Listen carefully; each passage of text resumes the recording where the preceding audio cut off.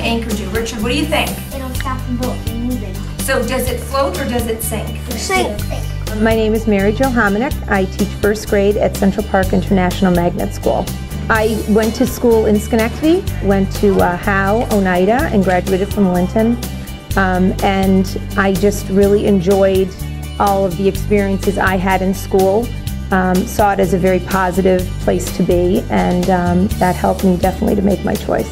The amount of growth that they, show in first grade is just phenomenal. The changes from September to June, they're excited about everything.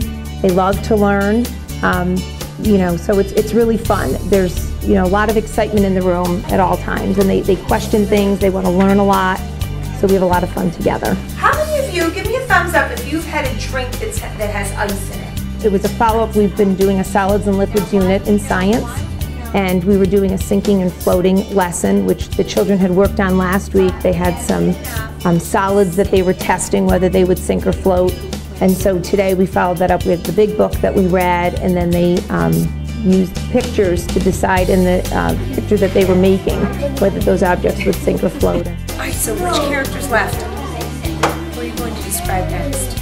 I run into students all the time that are now adults that I taught, and I always remember their eyes. That's the one thing I'm amazed, but I do. I recognize them all these years later. They even remember things that we did, years ago. On one in particular that comes up a lot is on St. Patrick's Day, I would get them green bagels, and it's funny, for years, years later, they still bring up the green bagels from St. Patrick's Day. Every year on my birthday, I have them guess how old I am, and it's really a lot of fun. Well, anyway, so last week, the range, we went from 20 to 90. I was as young as 20 and as old as 90, so if I'm 90 and still here, it'll be great.